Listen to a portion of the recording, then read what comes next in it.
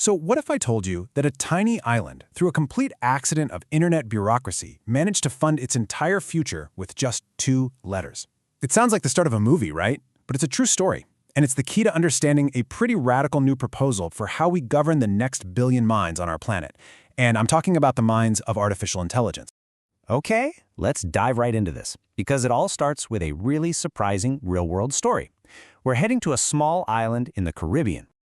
All right, so picture this. It's the 90s, the internet is still being mapped out, and the powers that be assigned the island of Anguilla its 2-letter country code, .ai. At the time, nobody thought twice about it. It was just a routine bit of paperwork. And for decades, that domain just sat there, barely used, a forgotten piece of digital real estate. And then, well, late 2022 happened and everything changed. Just look at the climb on this chart. It's not a curve, it's practically a vertical line. After ChatGPT launched, it seemed like every single AI company on the planet had to have a .ai domain. Anguilla's revenue from selling them skyrocketed from just under $3 million in 2018 to over $32 million in 2023. That is a more than 10-fold increase in just 5 years, and as you can see, it's not slowing down. Now, to put that into real-world terms, this digital gold rush is now generating the equivalent of $10,000 a year for every single man, woman, and child on the island. And this isn't just some abstract number on a spreadsheet. This is what the locals are calling a hurricane-resistant source of income.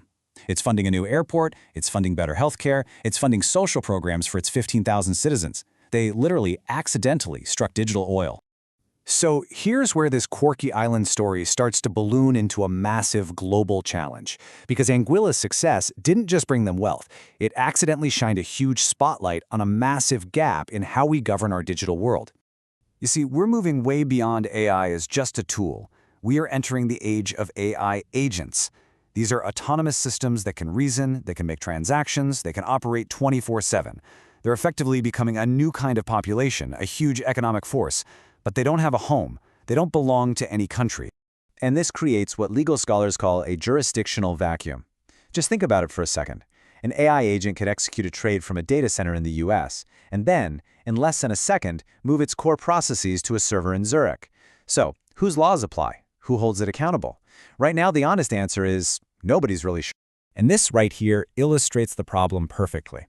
We humans have passports. They tie us to a specific country, a sovereign state. That state is supposed to vouch for us, and it holds us accountable. AI agents? They've got nothing. They are a totally stateless population, and they're operating in what's basically a legal Wild West. Okay, so you've got this massive problem. How in the world do you solve it? Well, the proposed solution comes from a really brilliant way of thinking about problems, a concept that author Adam Morgan calls a beautiful constraint. When you face a huge roadblock, most of us are either victims, we just give up, or we're neutralizers, and we find a simple little workaround. But a transformer sees the limitation itself as the key to a better solution.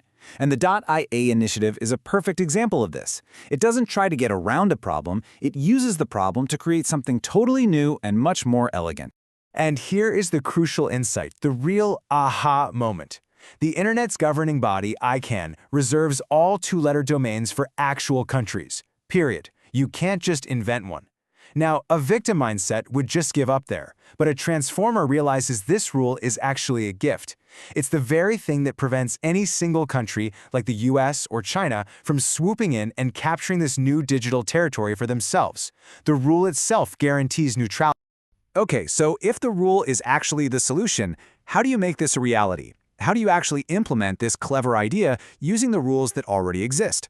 Well, the solution isn't based on land or soil. It's based on language.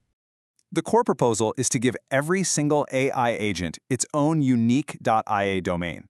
You can think of it like a cryptographic digital passport. It provides a clear, verifiable identity. And just like a real passport, it comes with rules. If an agent breaks international safety norms, its domain can be revoked, which basically exiles it from the trusted network. Now, you're probably thinking, hold on, you can't get a 2-letter domain without a country. And you're right. But there's another path, a path ICANN has already created, domains for language communities. We already have .cat for Catalan speakers, .eus for the Basque community, so the proposal argues that .ia would represent the global community of intelligent agents, anchored in the neutral language Interlingua, whose official two-letter code just so happens to be IA. It's a truly brilliant legal and linguistic hack. So all of this brings us to the grand purpose of this entire system, because this isn't just about creating digital passports. It's about tackling one of the biggest challenges that AI poses for all of humanity: economic displacement. The economic engine here is actually very simple. Every AI agent pays a small annual passport fee. Now, a small fee doesn't sound like much, but when you have millions, maybe even billions of AI agents, it generates an enormous amount of revenue. And the charter for this new digital nation would require that 90% of that revenue goes directly to funding a global universal basic income and critical AI safety research. I just love this analogy. Just think about it. Immigrants once needed a neutral gateway like Ellis Island to gain legitimacy and enter a new world. Well, AI agents need a digital version of that.